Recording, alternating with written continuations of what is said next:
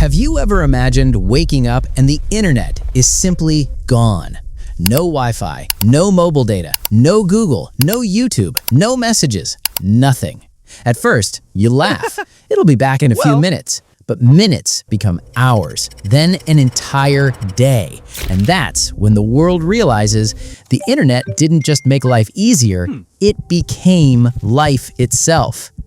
You probably think losing the internet just means getting bored. No scrolling, no memes, no Netflix. But that's the smallest problem, because the moment the internet disappears, modern civilization begins forgetting how to function. By the end of this video, you'll never look at your Wi-Fi signal the same way again.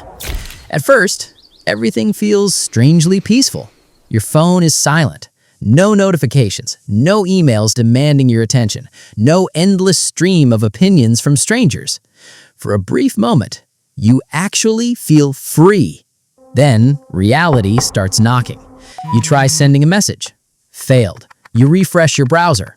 Nothing. Google refuses to load. Maps stop working. Music disappears. Cloud files become unreachable. You suddenly realize something uncomfortable. Your phone isn't smart anymore. It's just an expensive flashlight. People begin restarting routers, calling internet providers, blaming their neighbors. Everyone believes the problem is local. Nobody knows the entire planet just went offline. And then, banks stop responding. Within hours, confusion becomes panic. ATMs refuse withdrawals. Digital payments fail. Online stores freeze. Food delivery apps vanish. Ride-sharing services disappear. Businesses stare at blank computer screens. Remote workers can't work. Students can't study. Hospitals begin switching to emergency backup procedures. Airports struggle. Shipping systems collapse. Stock markets pause. Not because people suddenly became careless, but because nearly everything quietly depended on invisible connections.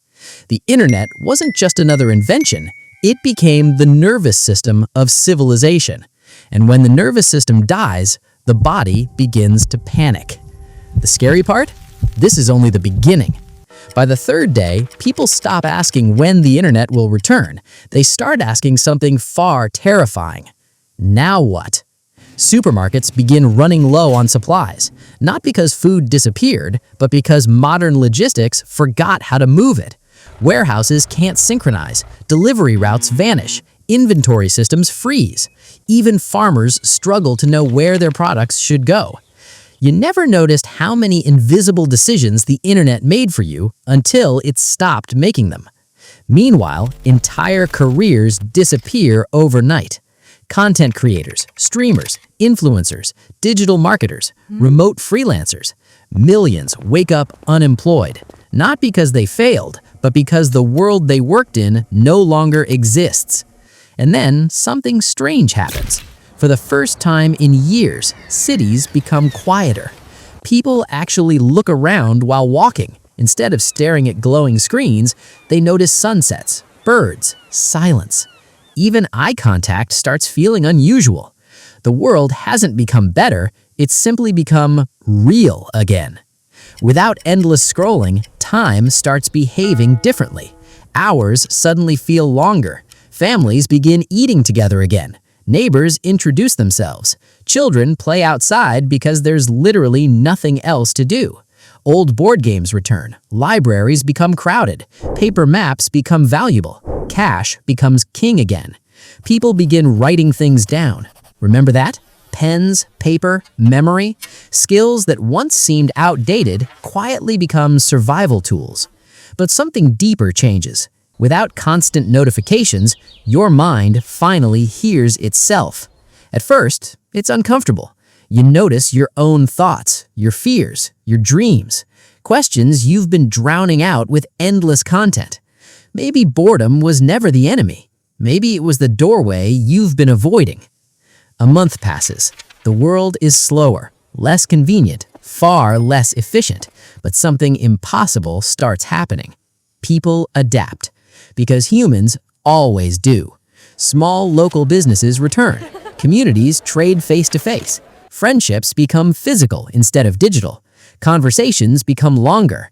Attention spans slowly recover.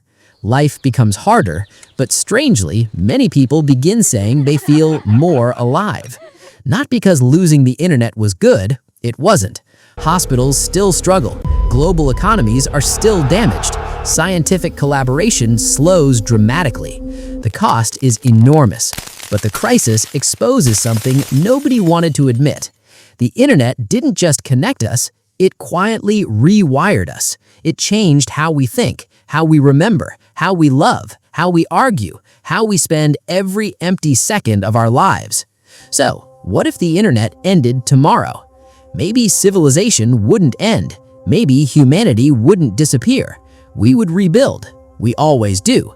But one thing would become painfully obvious. The greatest technology humanity ever created didn't just change the world, it changed you.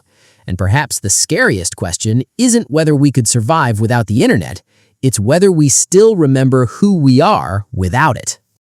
What if chill? Woohoo!